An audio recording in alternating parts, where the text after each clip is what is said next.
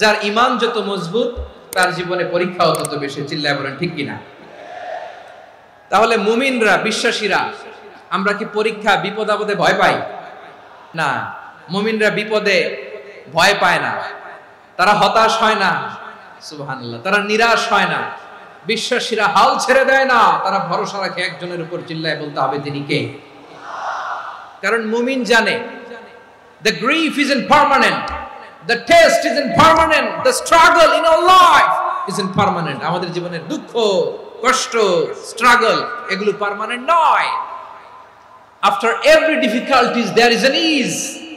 সব কষ্টের পরেই একটা সুখ আছে না নাই? রব্বুল আলামিন বলেন ফা ইন্না মাআল উসরি ইউসরা, ইন্না মাআল উসরি ইউসরা। ভয় পেও না, চিন্তা করো না, কষ্টের সাথেই আমি রেখে দিয়েছি স্বস্তি। সুবহানাল্লাহ বলেন।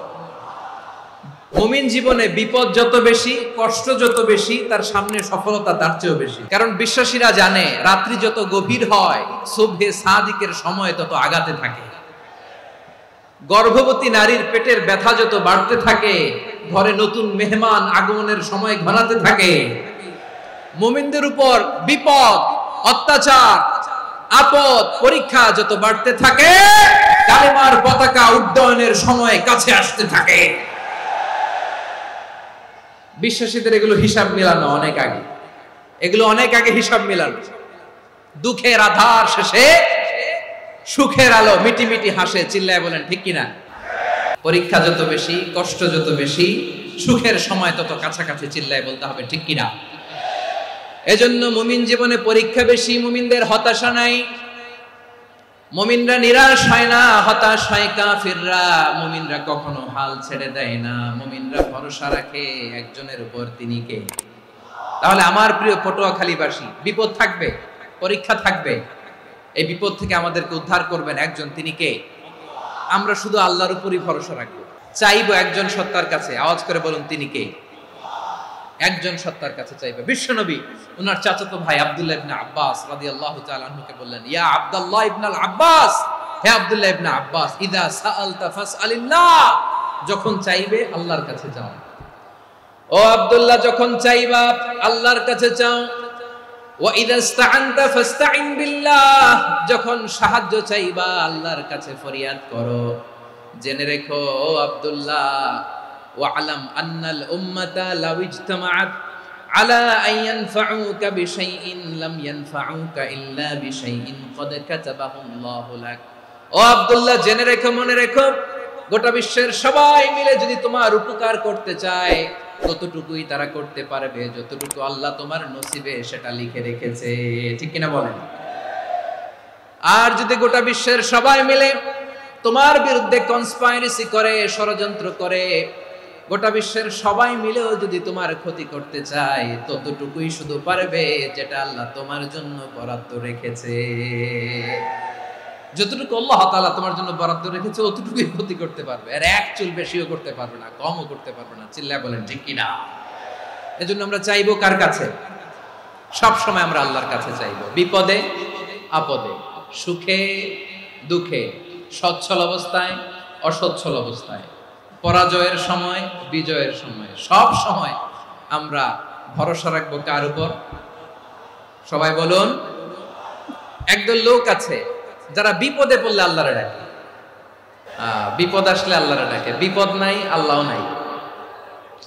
বিপদে পড়লে নামাজ পড়ে, বিপদও নাই নামাজও নাই।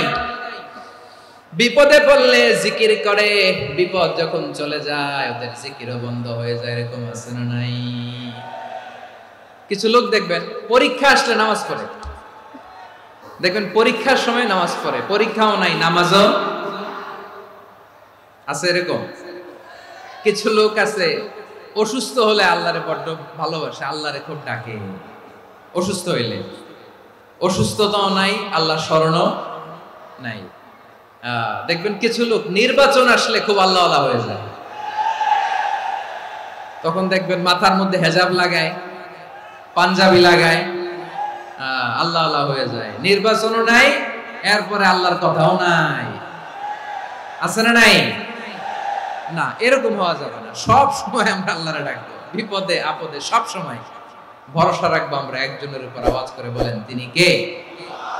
এ কথায় আল্লাহ তাআলা আমাদের চোখে আঙ্গুল দিয়ে জানিয়ে দিলেন, ফাইদা রাকিবু ফিল ফুলকি দা'আউল্লাহা মুখলিসিনা লাহুদ্দিন ফালাম্মা নাজ্জাহুম ইলাল বাররি ইযা হুম ইউশরিকুন।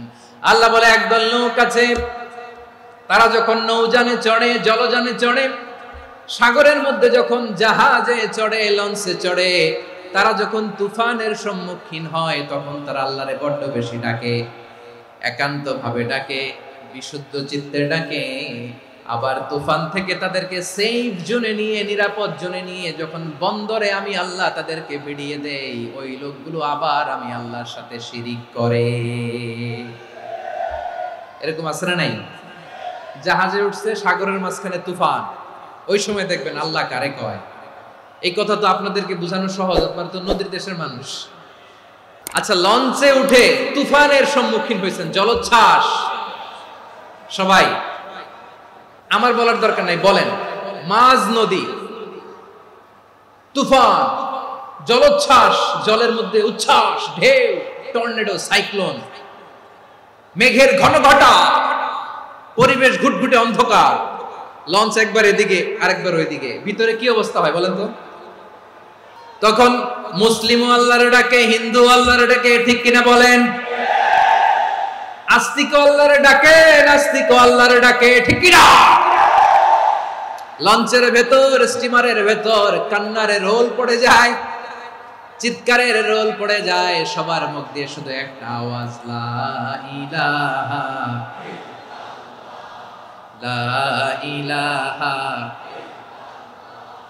লা ইলাহা সুবহানাল্লাহ আলহামদুলিল্লাহ লা ইলাহা। আল্লাহ নামের জিকির করবে যারা, আল্লাহর কাছে প্রিয় তারা, আল্লাহর কাছে প্রিয় যারা, জান্নাতে প্রবেশ করবে তারা, জোরে লা ইলাহা লা ইলাহা ইল্লাল্লাহ লা ইলাহা ইল্লাল্লাহ মুহাম্মাদুর রাসূলুল্লাহ সাল্লাল্লাহু আলাইহি ওয়াসাল্লাম। আমার প্রিয় পটুয়াখালীবাসী, তাহলে লঞ্চের ভেতরে যখন আমরা তুফানের মধ্যে পড়ি, তখন সবাই মিলে আমরা একটা নামের জিকির করি। নামটা কার? মুসলমানেরাও ডাকে, হিন্দুরাও ডাকে, আস্তিকও ডাকে, নাস্তিকও ডাকে, সবাই ডাকে একজনকে, তিনি কে? আবার দেখবেন ওই আল্লাহ তুফানের পরে, ঝড়ের পরে ওই লঞ্চটাকে যখন সদর ঘাটে ফিরিয়ে দেয়, আবার আমরা নাফরমানি শুরু করে দেই। সে কোথায় আল্লাহ বললেন, ফাইদা রাকিবু ফিল ফুলকি দা'আউল্লাহা মুখলিসিনা লাহুদ্দিন ফালাম্মা নাজ্জাহুম ইলাল বাররি ইযা হুম ইউশরিকুন। সাগরে যখন তুফানে পড়ে আমি আল্লাহর ডাকে, আবার আমি আল্লাহ যখন বাঁচিয়ে দেই, আবার আমি আল্লাহর সাথে শিরিক শুরু করে। আমরা কি এরকম হতে চাই নাকি?